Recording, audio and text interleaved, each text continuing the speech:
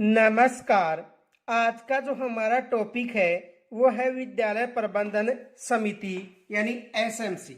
देखो, विद्यालय प्रबंधन समिति का विवरण हमने पीछे कर लिया था, लेकिन कुछ बच्चों का कहना है कि सर जी इसमें जो धाराएं हैं ये भी बताइए। तो देखो, आज हमें जो एसएमसी जो विद्यालय प्रबंधन समिति है इसकी धारा के साथ साथ कौन कौन से पर्सन बन सकते हैं उनकी चर्चा करेंगे। तो देखो, धारा के साथ साथ कौन कौन से पर्सन बन सकते हैं। सबसे पहले तो देखो, जो एसएमसी है, एसएमसी में कुल 30 धाराएं होती हैं, ये याद रखना। एसएमसी में कुल कितनी धाराएं हैं? 30 धाराएं। एसएमसी में 30 धाराएं हैं। एसएमसी में कितनी धाराएं हैं? 30 धाराएं हैं। अब देखो, ये 30 धाराएं कौन कौन सी है और यहां से कौन कौन से पर्सन बन सकते हैं। देखो, यदि धारा 1 की बात करें, धारा 1,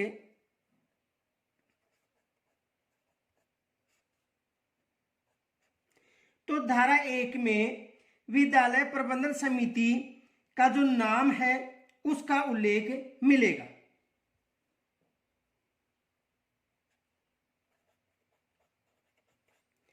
समिति का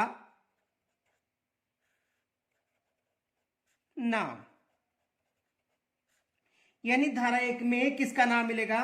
समिति का नाम मिलेगा। समिति का नाम का मतलब विद्यालय प्रबंधन समिति राजकीय प्राथमिक या उच्च प्राथमिक या माध्यमिक या उच्च माध्यमिक विद्यालय होगा, ये याद रखना। यानी समिति का मतलब देखो, विद्यालय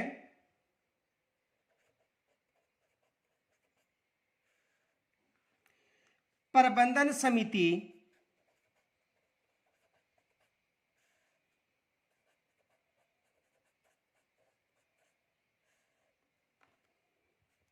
राजकीय प्राथमिक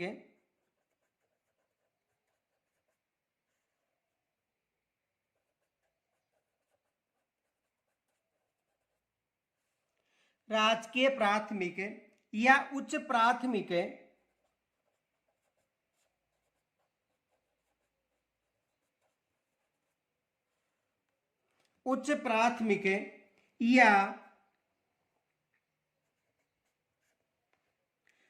माध्यमिक या उच्च माध्यमिक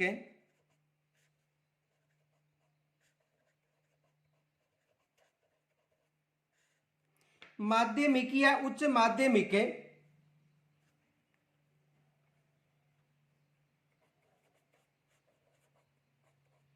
विद्यालय जो भी नाम है।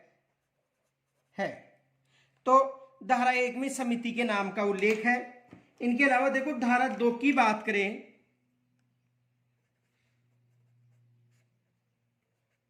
धारा 2 में कार्यालय व कार्य क्षेत्र के बारे में उल्लेख मिलता है। कार्यालय व कार्य क्षेत्र, जो पीछे देखो इनका जो विवरण है वो पीछे के वीडियो में आपको मिल जाएगा। लेकिन धारा देखो, धारा 1 में समिति का नाम है, धारा 2 में कार्यालय व कार्य क्षेत्र है। धारा 3 की बात करें, धारा 3, तो विद्यालय प्रबंधन समिति के उद्देश्य किस धारा में है? धारा 3 में। विद्यालय प्रबंधन समिति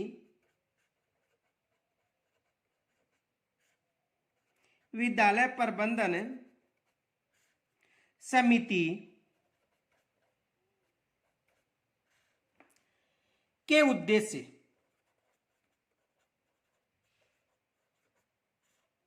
देखो यहां से एग्जाम में पर्सन बन सकता है। पर्सन ये बन सकता है,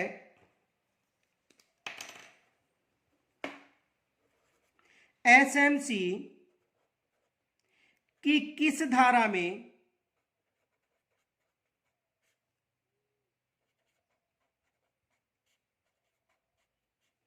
एसएमसी की किस धारा में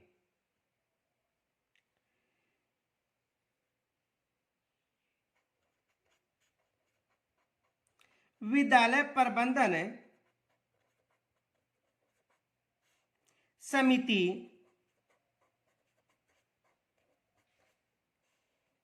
के उद्देश्य से मिलते हैं।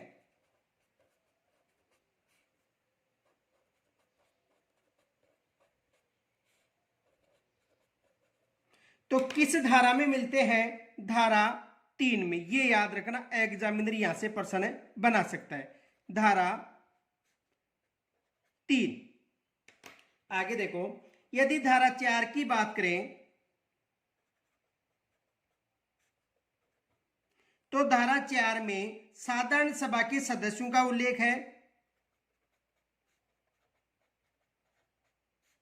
साधारण सभा के सदस्य,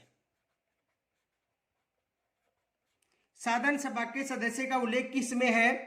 धारा 4 में।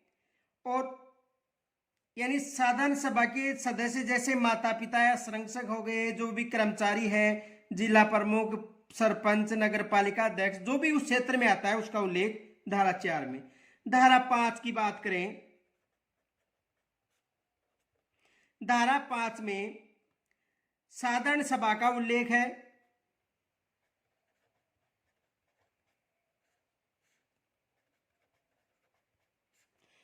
धारा 5 में किसका उल्लेख है? साधारण सभा का। धारा 6, धारा 6 में सदस्यों का वर्गीकरण का उल्लेख मिलेगा।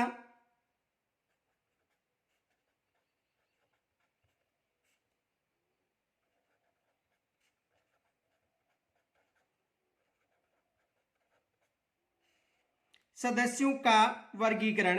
धारा 7, देखो धारा 7 में सदस्यों के चंदा या शुल्क का उल्लेख मिलता है जो कोई निर्धारित नहीं किया गया है। सदस्यों का या सदस्यों द्वारा चंदा व शुल्क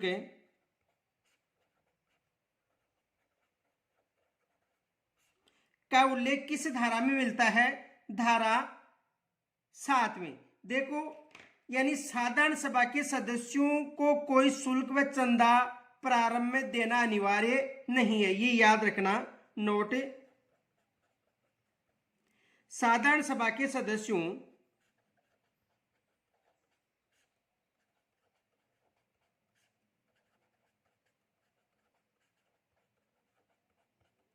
को, साधारण सभा के सदस्यों को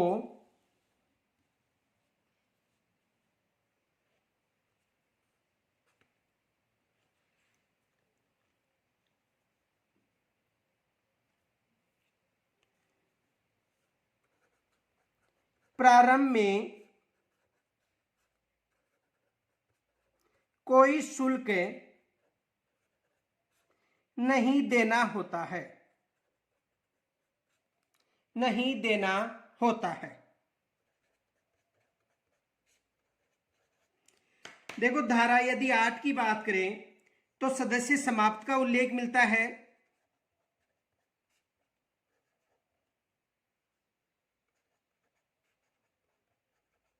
सदस्यता की समाप्ति।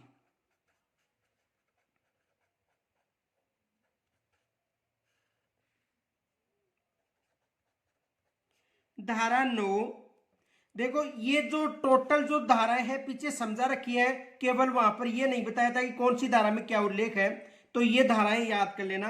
धारा 8 की 9 की बात करें तो साधारण सभा के अधिकार व कर्तव्यों का उल्लेख है। साधारण सभा के अधिकार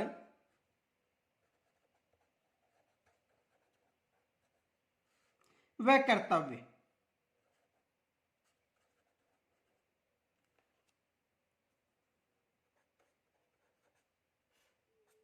किस धारा में? धारा 9 में साधारण सभा के अधिकार व कर्तव्य धारा 9 में है। आगे देखो,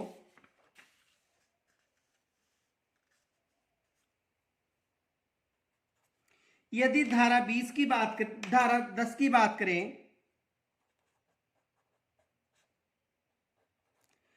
तो धारा 10 में साधारण सभा की बैठकों का उल्लेख है।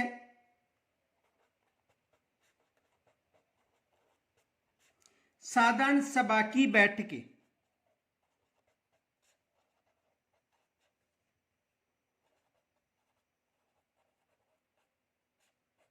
साधारण सभा की जो बैठकें हैं इनका उल्लेख किस धारा में मिलता है?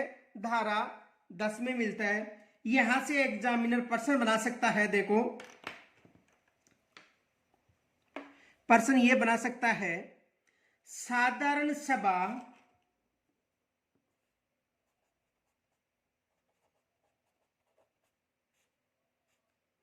साधारण सभा की बैठक का कोरम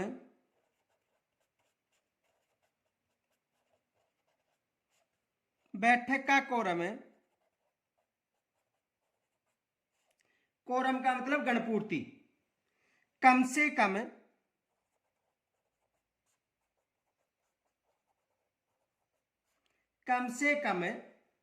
साधारण सभा के सदस्यों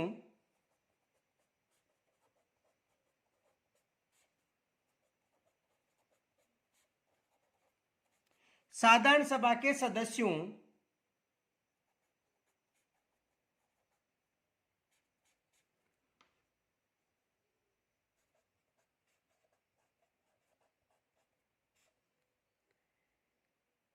की कुल संख्या का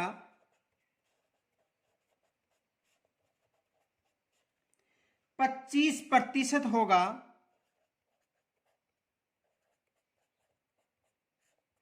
इसका उल्लेख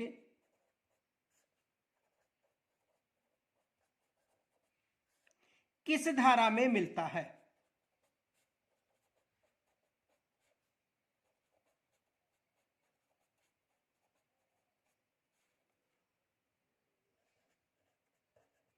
ये प्रश्न बन गया। तो किस धारा में मिलता है?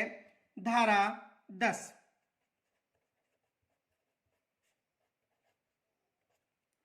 आगे देखो, यदि धारा 11 की बात करें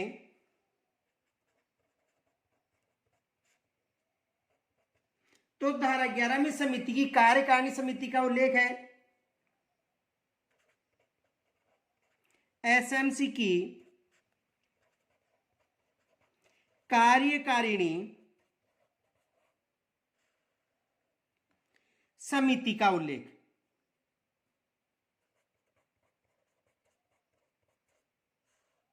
यानी एसएमसी की कार्यकारिणी समिति का उल्लेख किस धारा में है? धारा 11 में। यदि धारा 12 की बात करें तो धारा 12 में विद्यालय प्रबंध समिति की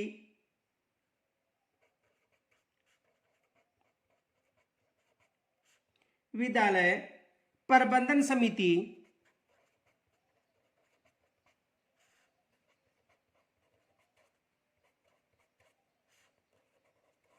की कार्यकारिणी समिति का गठन,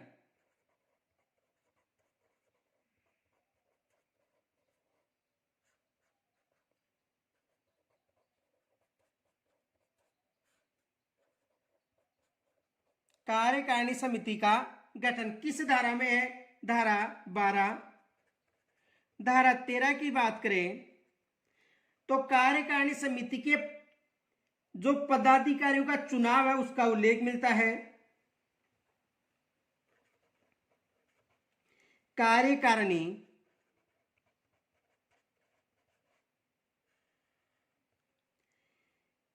समिति के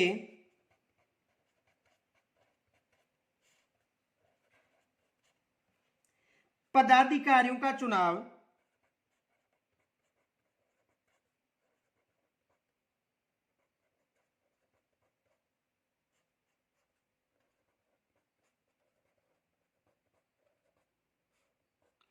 किस धारा में है?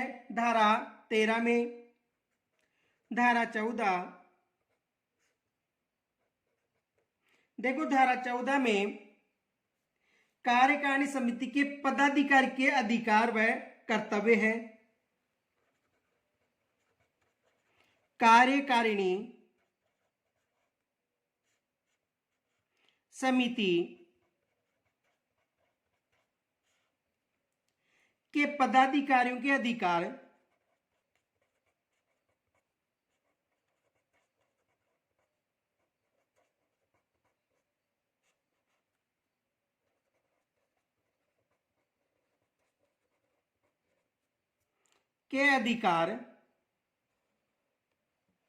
व कर्तव्य।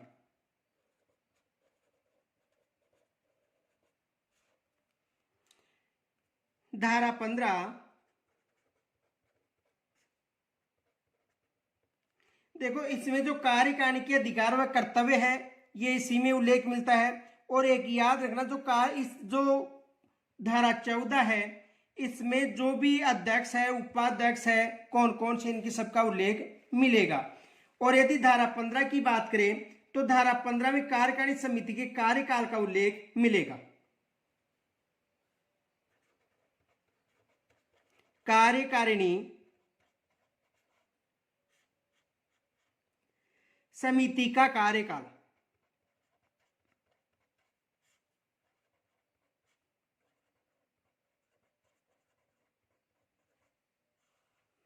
देखो, यहां से भी एग्जामिनर पर्सन बना सकता है। पर्सन ये बना सकता है, कार्यकारिणी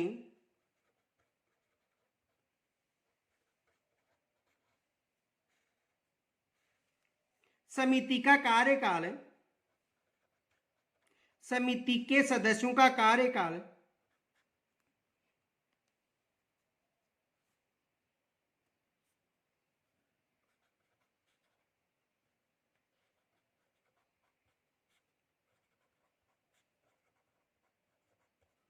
दो वर्ष है।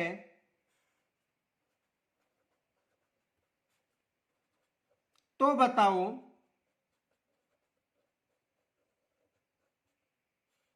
इसका उल्लेख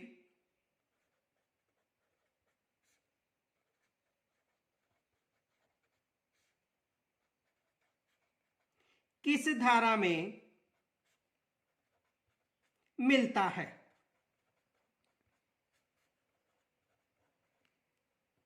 तो किस धारा में मिलता है? धारा 15 में।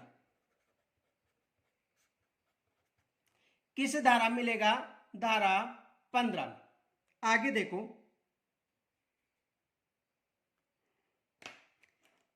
धारा 16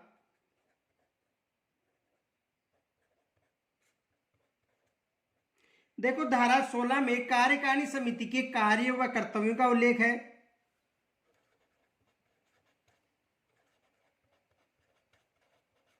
कार्यकारिणी समिति के कार्य व कर्तव्य किस धारा में उल्लेखित है? धारा 16 में। धारा 17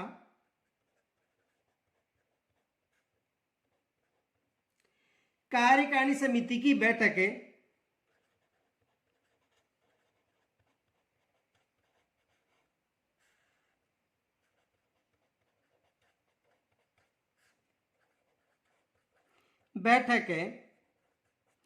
कब होती है?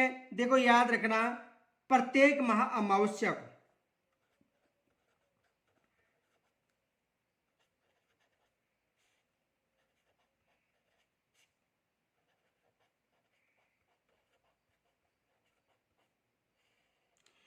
प्रत्येक माह की अमावस्या को बैठक होती है। फिर यदि बात करें तो धारा 18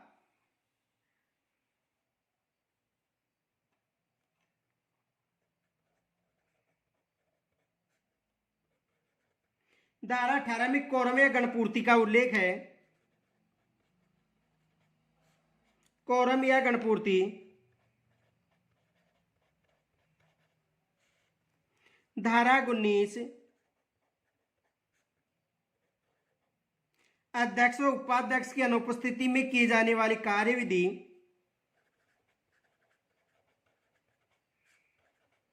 अध्यक्ष व उपाध्यक्ष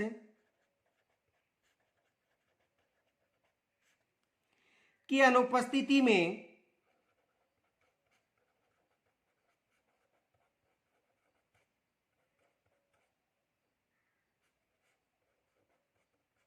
अध्यक्ष व उपाध्यक्ष की अनुपस्थिति में, यानी अध्यक्ष व उपाध्यक्ष दोनों की अनुपस्थिति में अपनाई जाने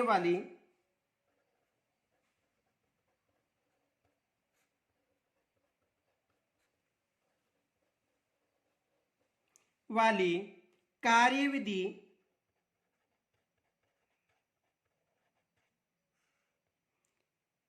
अध्यक्ष व उपाध्यक्ष की अनुपस्थिति में जो भी कार्य विधि अपनाई जाती है, इसका उल्लेख किस धारा मिलता है? धारा 19 में। अब देखो धारा 20,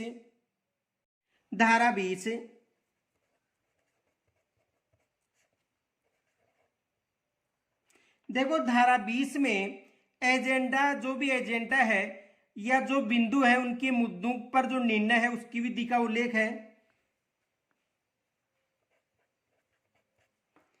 एजेंडा बिंदुओं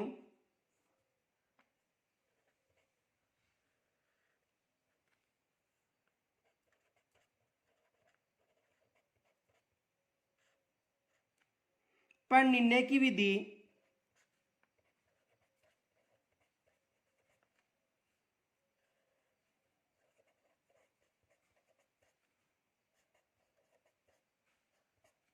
यानी जो भी एजेंडा है धारा 20 में, तो उन पर जो बिंदु है उन पर निर्णय की विधि का उल्लेख किस में मिलता है? धारा 20 में। धारा 21,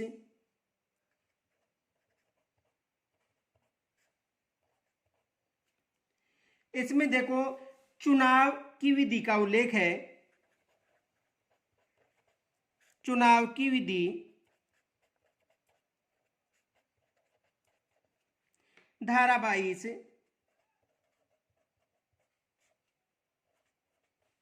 धारा 22 में देखो यहां पर एग्जामिनर प्रश्न बना सकता है कि जो धारा 21 है इसमें किसका उल्लेख मिलता है? जो भी चुनाव संबंधी प्रक्रियाएं हैं इनका उल्लेख किस धारा में मिलता है? धारा 21 में, ये याद रखना।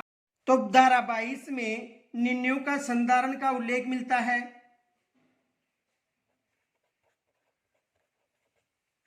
निर्णय का संधारण करना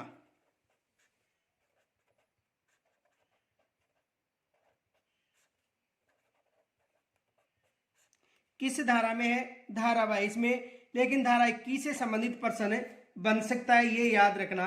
धारा 23,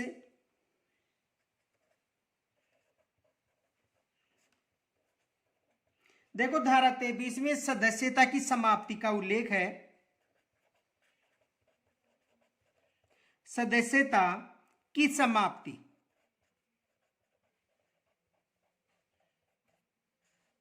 किसका उल्लेख है? सदस्यता की समाप्ति का उल्लेख है। किस धारा में है? धारा 23 में। जैसे एग्जाम में देखो प्रश्न बन सकता है, कोई सदस्य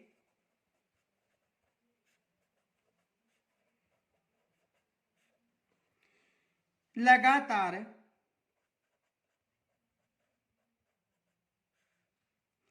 3 बैठकों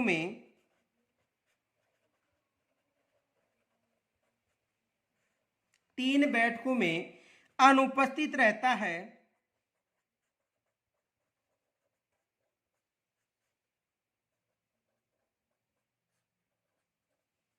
तो उसकी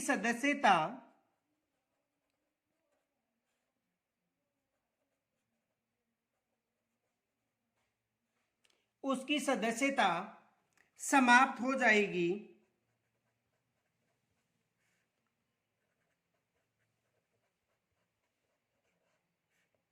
इसका उल्लेख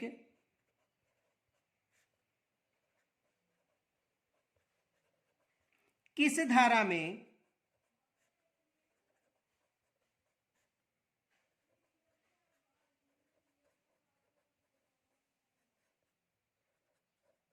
मिलता है? तो किस धारा में मिलता है? धारा 23 में।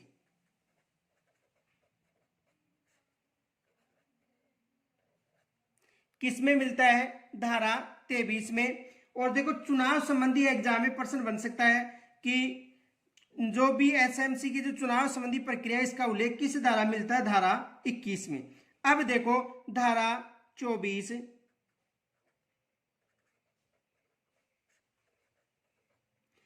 धारा 24 में रिक्त पदों का भरने का उल्लेख है। रिक्त पदों को भरना।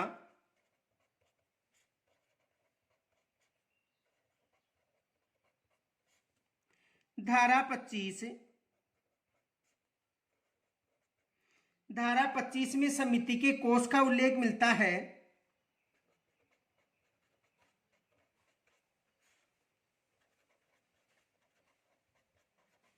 समिति के कोष का उल्लेख मिलता है किसमें? धारा 25 में।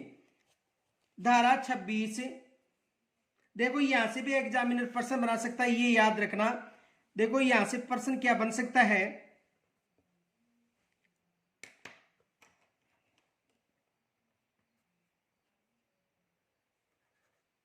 समिति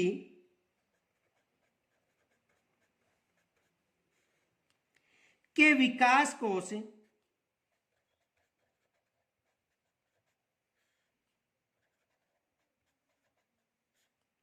का उल्लेख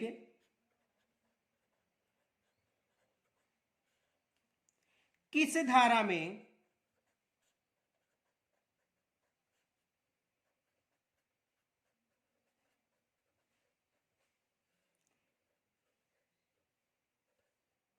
मिलता है? यहां से एग्जामिनर प्रश्न बना सकता है कि जो भी विद्यालय संबंधी विकास योजना है तो इसका जो उल्लेख है किस धारा में मिलता है। यहां से एग्जामिनर प्रश्न बना सकता है। तो कौन सी धारा है? धारा 25। ये याद रखना, धारा कौन सी है? 25।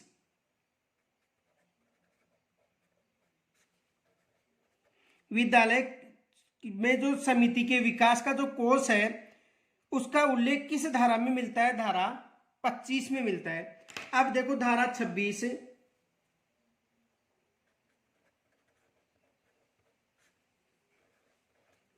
धारा 26 में देखो किसी भी सदस्य को वेतन और मानदेय नहीं दिया जाएगा, इसका उल्लेख मिलता है। किसी भी सदस्य को, किसी भी सदस्य को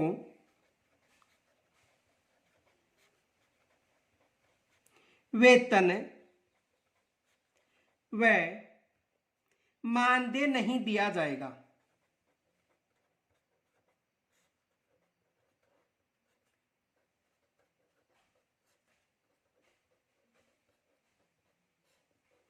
किस धारा में है? धारा 26 में। ये याद रखना, धारा 26 में उल्लेख है कि किसी भी सदस्य को मानदेय व जो भी वेतन है ये नहीं दिया जाएगा। अब देखो धारा 27, देखो धारा 27 में कार्यालय के पत्र व्यवहार का उल्लेख मिलता है। किसका उल्लेख मिलता है? कार्यालय के पत्र व्यवहार का।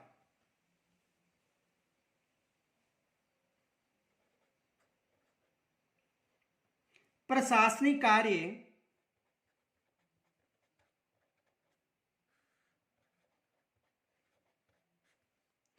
प्रशासनिक कार्य और पत्र व्यवहार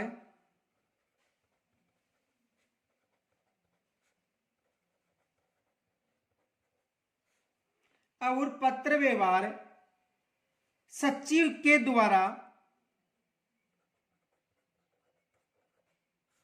सचिव के द्वारा किया जाएगा।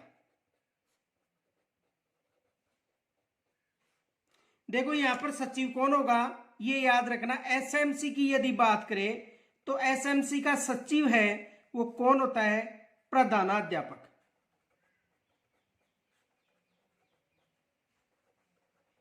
या संस्था प्रधान हो गया।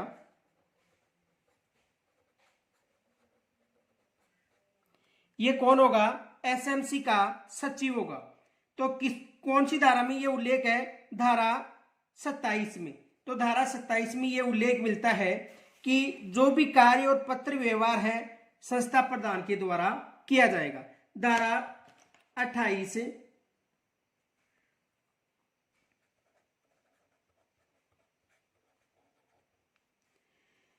समिति के गठन संबंधी दिशा निर्देश में परिवर्तन।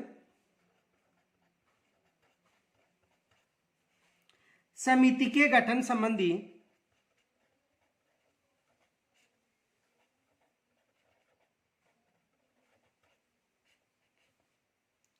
दिशा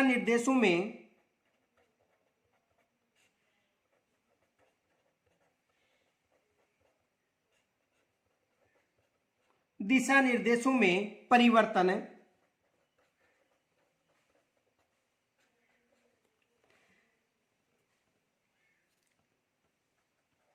धारा 29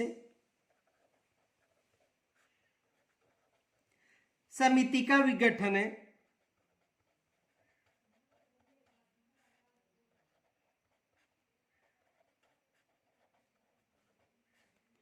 और धारा 30 संस्था के लेखे जोखे का निरीक्षण।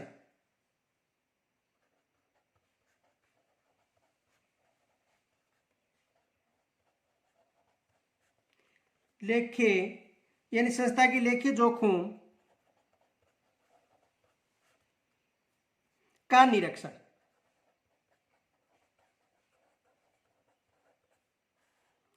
किस धारा मिलता है? धारा 30 में।